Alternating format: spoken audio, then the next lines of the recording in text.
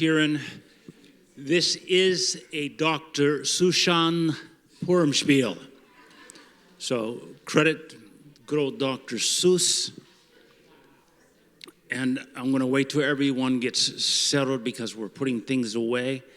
Now that I said we can start the CD. And as I said, this is called a Dr. Sushan Purim spiel.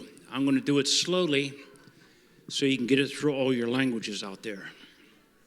Are you ready? Everyone be quiet. Close the doors if we're going to have a lot of activity in the back. Please close the back doors. There's a lot of people moving.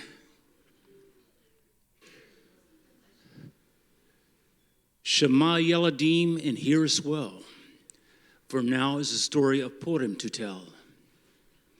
It took place in Shushan so long, long ago. Now off to Persia we will go. This is a beautiful kingdom ruled by Ahasuerus, a king with no brain. Who'd think such a thing? He spent all his days and his nights having fun, parading his wealth in the warm Persian sun.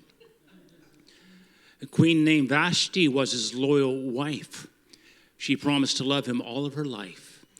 She promised, that is, until he did ask, for her to perform an unthinkable task.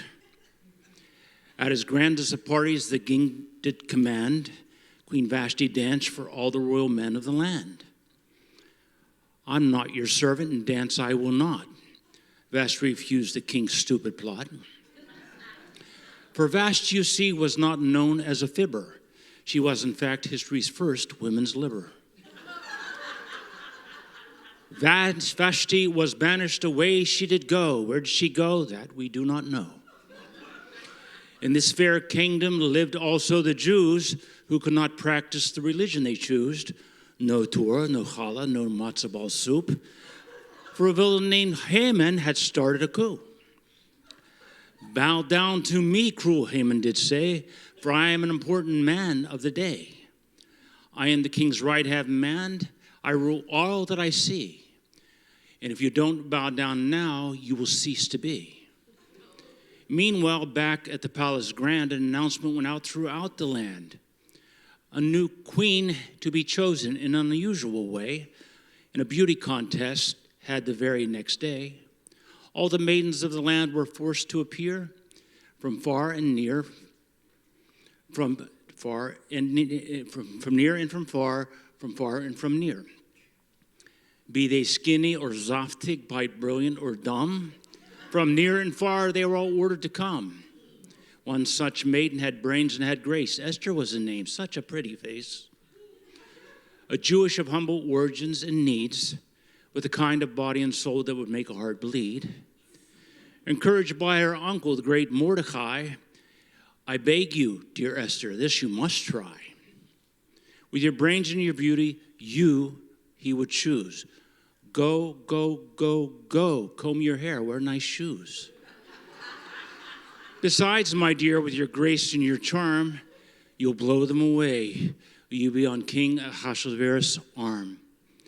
Unsure of herself, but willing to go because she loved her uncle Mordecai so, she entered the contest but said, Uncle dear, promise me that you always stay near.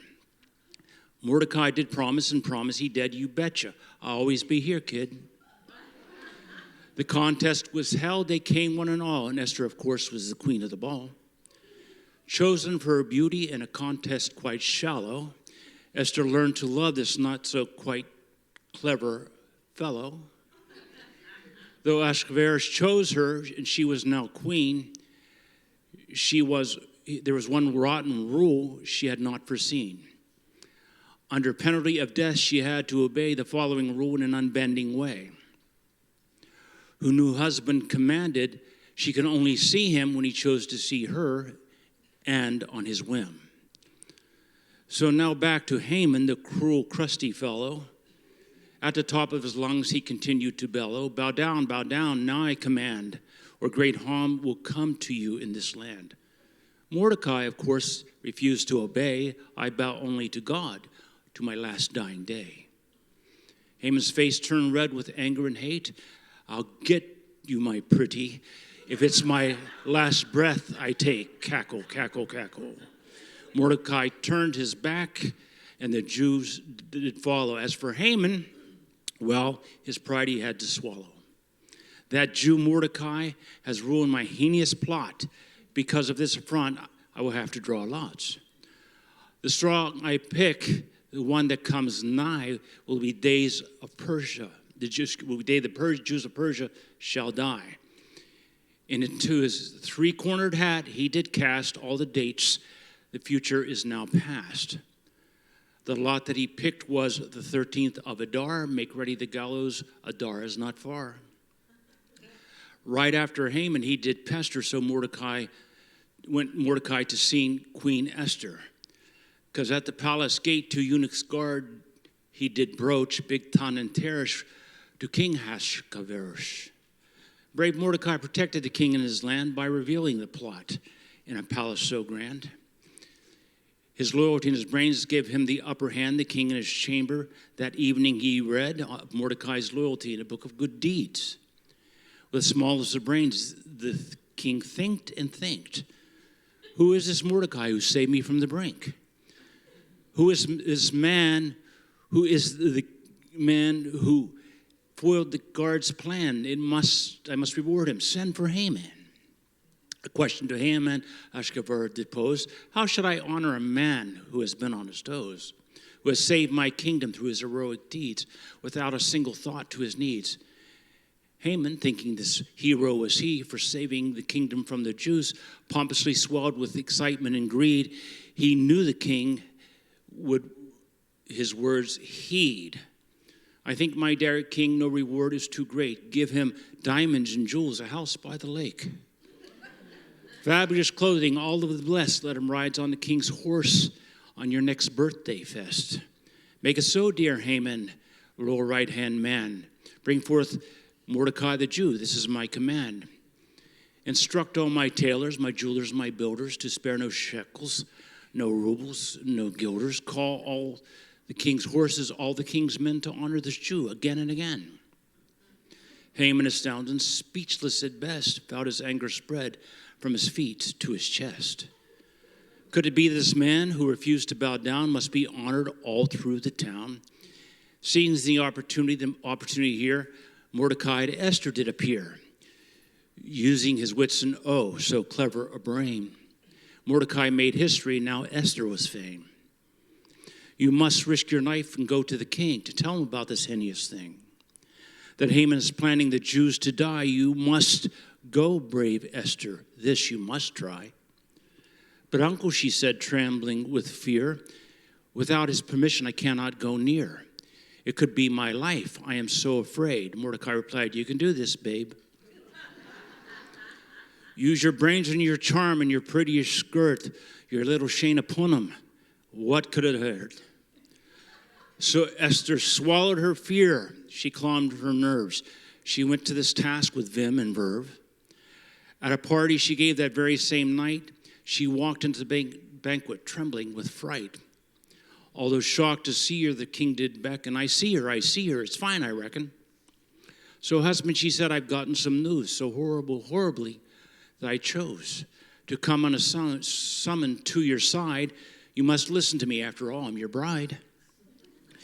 Risking her life, Esther told the story of Haman's dastardly plan, evil and hoary. Esther, still trembling, explained to her mate, my lord, at the risk of sealing my fate, I must tell you something that may be bad news. Someone is planning to kill all the Jews. It includes Mordecai and all of his kin. And in this category, you must put me in. For you see, I am Jewish, so loyal to you. So don't hurt my people, don't hurt the Jews. I fear, my dear husband, unless you act with your heart, I too will die on the 13th of Adar. So please, be smart. Thinking the thoughts a king would think that his royal wife deserved a mink, he called his henchman, his number 2, to question again, what should he do in order to save his wife and her kin? Haman, of course, slunk right in. Dear Esther, tell Haman your fear. Don't be afraid. Tell him, my dear. Okay, here goes nothing, said Esther inside. She looked straight at Haman, summoned her pride. You wicked man, how dare you pretend that you are loyal to the king to the end? You did plot to destroy the Jews, also kill me, whom the king did choose. For I too am Jewish, you hateful old coot. Turn around, said the king, while I give you the boot.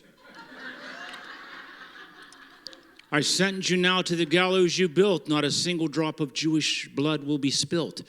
Pack up your belongings, but don't go far. On the gallows you'll be swinging on the 13th of Adar. The moral of the story, Yeladim, you now know to honor God and all the people wherever you go, to stand up and speak out for all that is right, and to you Chag Sameach Laila Tov and good night.